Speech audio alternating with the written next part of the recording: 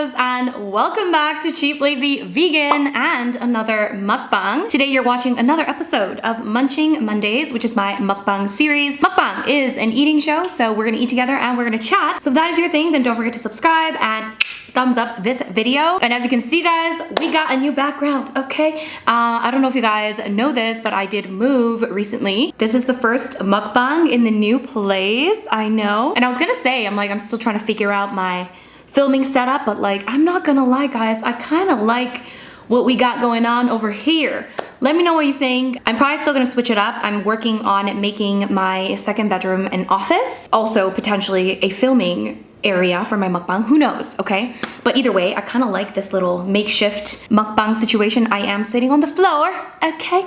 Let's eat first and then we can chat a little bit. So we have some black bean noodles to celebrate my move-in. So Korean tradition, we're supposed to eat black bean noodles on the day of our move-in. Now technically today is not the day I moved in, okay? But it's like a thing, you know, you move and then you eat black bean noodles.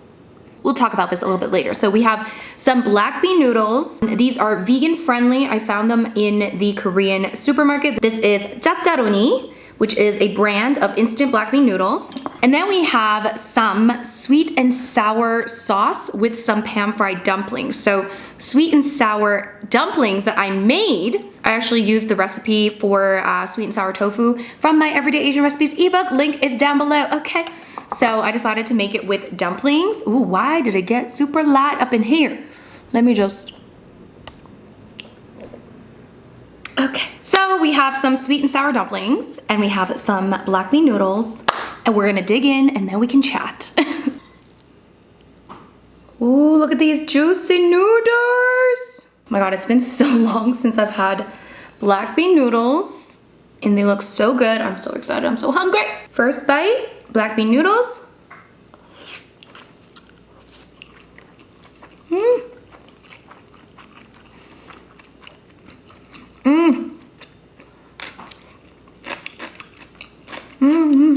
My God, this is good.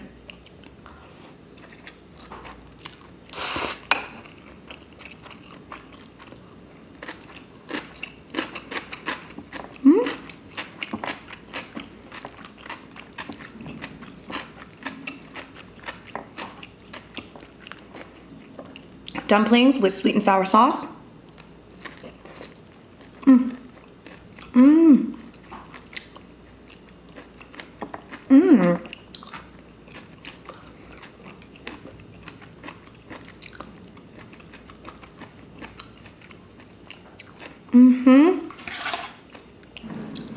Let's have another bite of this dumpling action, but with like extra sauce.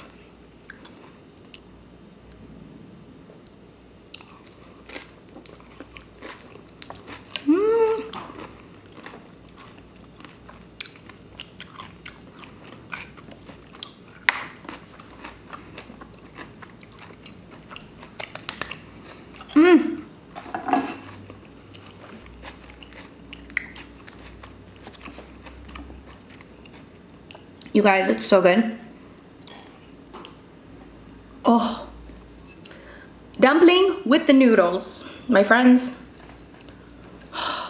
And this is all vegan.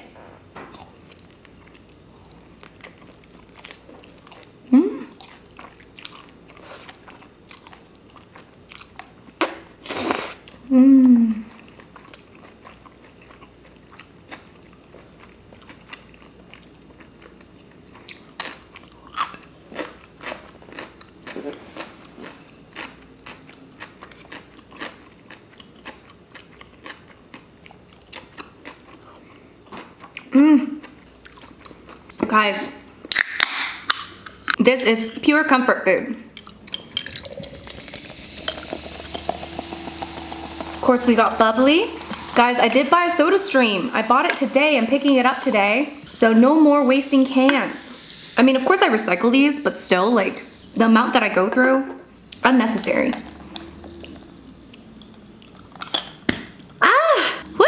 So let's talk about black bean noodles. So black bean noodles, if you guys don't know, is considered like Chinese food in Korea. So in Korea, you go to like the Chinese restaurant and they serve, well, not this, but the non-instant version of black bean noodles.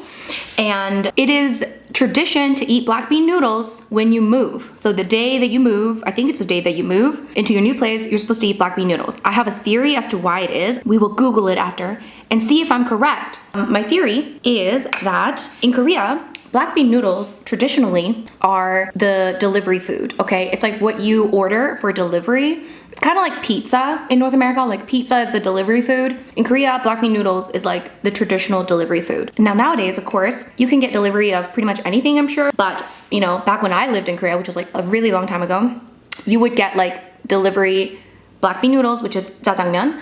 And so that was the thing. So my theory is that when you move, all your dishes and everything is like in boxes, and you also don't want to cook on the day that you move. So you just order delivery Jjajangmyeon. I think that's right. I think so. Let's Google it after, but let's have some more noodles.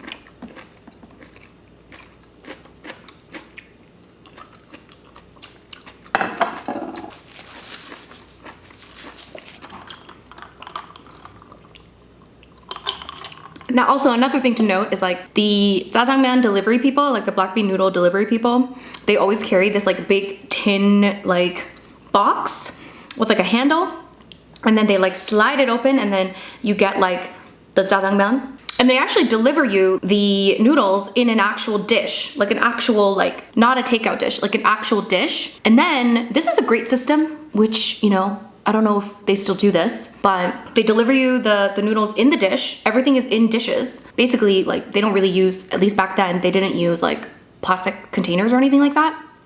They deliver it, and then you're supposed to eat it and then put all the dishes back like outside of your door. and then the delivery people, they like come and pick it up. Yeah, I remember this. Now, I don't know if this is still a thing in Korea. It's been a long time since I've been to Korea, so I don't actually know, but yeah, isn't that interesting? You know, seems a lot more environmentally friendly in a way, yes. But yeah, so like delivery food traditionally in Korea is like jjajangmyeon. It is very, very common. Everyone orders like Chinese delivery in Korea.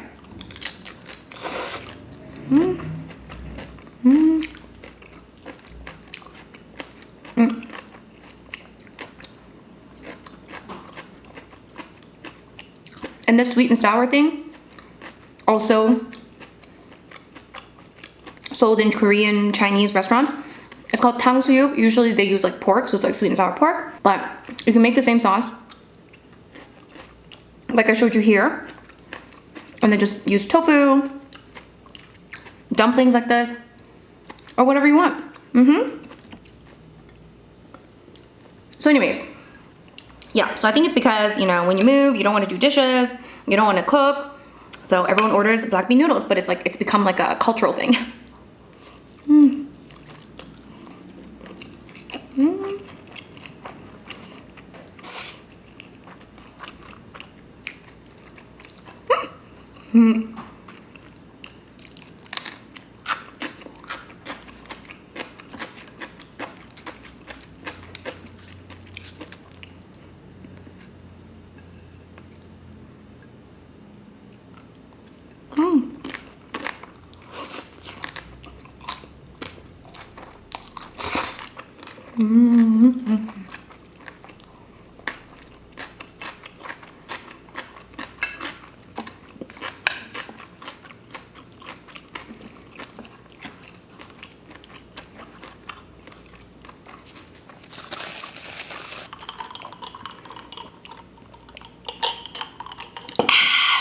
Oh my gosh, it's so good. Oh, you know what? I'm gonna Google it to see if I'm right. There's an interesting custom in Korea where after moving into a new home, you would order delivery from Korean-style Chinese restaurants, and eat jjajangmyeon. The exact origin of the custom is not clear, but one theory seems to make sense is how just after moving, the kitchen isn't ready for use with cutleries and dishes still wrapped in boxes and all. And apparently there weren't that many places that did delivery back then. So yes, I mean, this is also a theory by this person, but I'm pretty sure. Let's see. Random facts about jjajangmyeon. It's very interesting. Yes, unlike the multitude of delivery services Korea has today, in the past there were barely any restaurants providing delivery services. Therefore, locals usually order food such as jjajangmyeon from Korean Chinese restaurants as an easy, fuss-free method of satisfying their hunger. Due to accessibility, efficiency, and cost-effectiveness, that Koreans used to order jjajangmyeon as a quick and easy way to feed the moving staff and helpers. Oh, that's interesting. Oh, so yes, I think I'm right. I'm right, my friends, I'm right. So, I just heard a weird sound, guys. I just heard a weird sound. What is going on? Anyway, so, oh, it's my guitar bag that just fell over. Anyways, it was sitting here and then I moved it over there and then it just fell on the ground. Anyway, yeah, so there you go. That's a little piece of Korean tradition for you.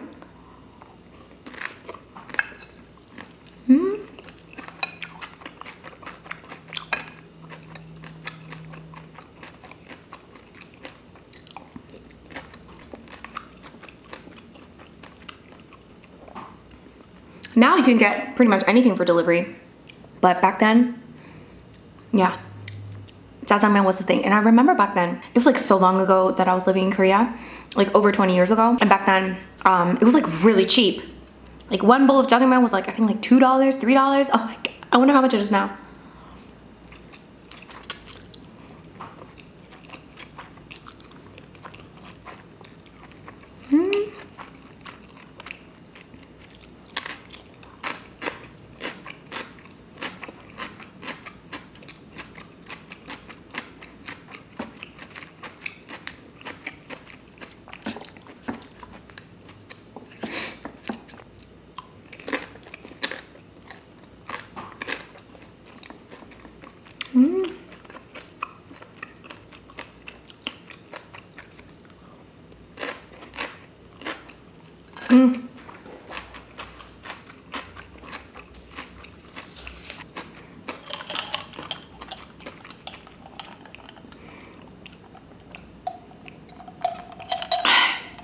But yeah, Koreans have like a special food for a lot of occasions. On your birthday, you're supposed to eat miyeokguk, which is seaweed soup. I think it's because traditionally, new mothers that just gave birth, I think they ate miyeokguk or seaweed soup, as like a nutritional meal for like iodine or something like that. So then that became like something that you eat on your birthday. I think that's why. And then we eat jjajangmyeon on moving day. What's another thing that we eat? There's some other stuff. Oh, on New Year's, we eat the rice cake soup. Yeah, let me know in your country, what are some like traditional foods that you eat on certain days? I'm sure there's some interesting foods out there.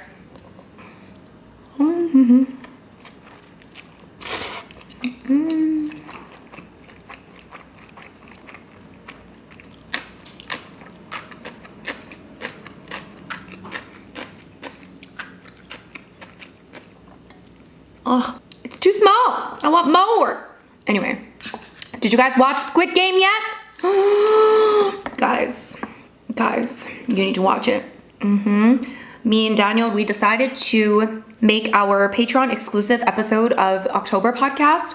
What am I saying? Our podcast Patreon exclusive for October. There you go. We decided we're gonna discuss Squid Game. So if you guys want to join us on Patreon for our podcast. If you don't know, I have a podcast. It's called the SaVeg Podcast. Link down below, and you can find us on the podcast platforms. It's spelled SaVeg. Me and my friend Daniel, we basically co-host this podcast. We talk about trending topics, all kinds of stuff, and we have a Patreon page where we do like a bonus episode every month just for the patrons. Or we decided for October, we're gonna talk about Squid Game because I'm like dying to talk about Squid Game.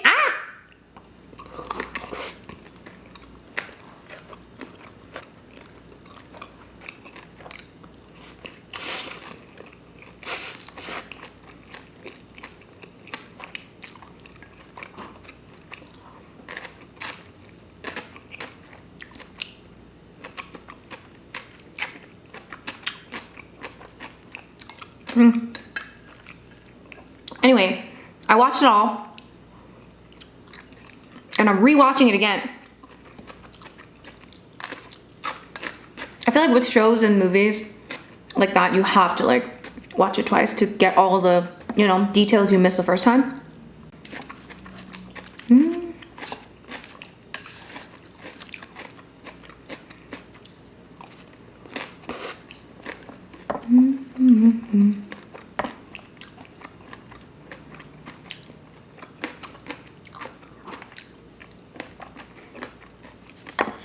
So yeah, if you wanna join us, come over to our Patreon, because I have so much to say. I feel like I have so much to say. But I don't want to spoil it here, you know? So you guys have to watch it.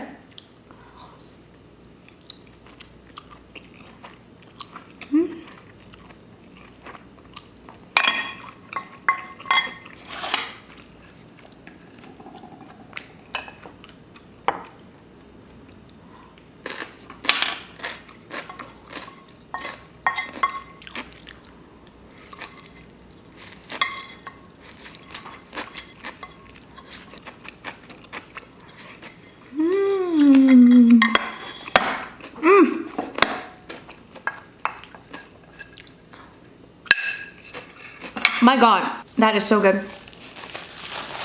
I always find that with instant noodles, 1 is not enough, but 2 is too much. Okay, this is a problem.